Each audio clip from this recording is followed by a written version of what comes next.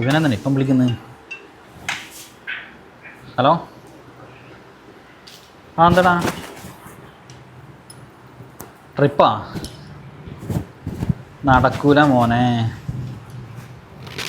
പുതിയൊരു മാനേജർ ഉണ്ടടാ എറണാകുളത്ത്. പിന്നെ ലീവൊന്നും കിട്ടൂല, സീനാന്ന്. എന്ത് നോക്കട്ടെ, എന്തെങ്കിലും നമ്പർ ചോദിച്ചു നോക്കാം. എപ്പോൾ പോകുന്നത്? നാളെയാ? എത്ര ദിവസത്തെ പരിപാടിയാ? 3 ദിവസമാണ്. നോക്കാം, എൻ്റെ അടുത്ത് നമ്പർ ഉണ്ട്, അതങ്ങ് ഇറക്കി നോക്കട്ടെ. ഓക്കെ, എന്നിട്ട് ഞാൻ വിളിക്കാം.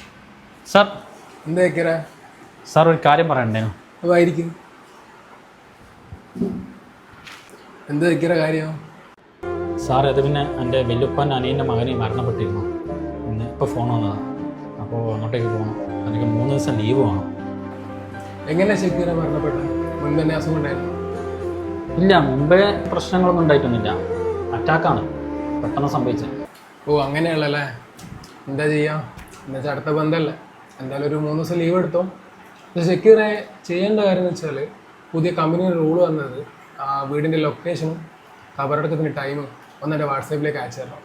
സാർ അതെന്തിനാ വാട്സാപ്പിലെ ലൊക്കേഷനും കാര്യങ്ങളൊക്കെ? ഷക്കീറെ അത് കമ്പനീൻ്റെ പുതിയ റൂളാണ്. കമ്പനി സ്റ്റാഫിൻ്റെ വേണ്ടപ്പെട്ടവരാരെങ്കിലും മരണപ്പെട്ട് കഴിഞ്ഞാൽ മാനേജർ അവിടെ ലിസ്റ്റ് ചെയ്യണം. എൻ്റെ മോനെ പണി പോളിയൊക്കെ എന്താ ചെയ്യാം. സാറേ കോഴിക്കോടാണ് പിന്നെ ബോഡി ഉള്ളത്. അപ്പോൾ മകനുള്ളത് കൊച്ചിയിലാണ്.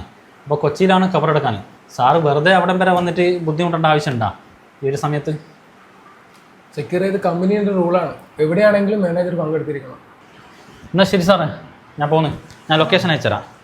വരുന്നാ ഒരാഴ്ച പനിച്ചെടുത്തിട്ട് ഒറ്റയും തിരിഞ്ഞു നോക്കിയിട്ടില്ല. ഹലോ, ഇനി പോടാടാടന്ന് ഇനി ഓരോ പണി ചെയ്തേക്കൂ. ഇപ്പം നിലവിൽ എൻ്റെ പണി പോകുന്ന അവസ്ഥയിൽ ഇപ്പോൾ ഉള്ളത്. ഞാനില്ല ട്രിപ്പിനൊന്നും, നിങ്ങൾ തന്നെ അങ്ങ് പോട് ഓലക്ക.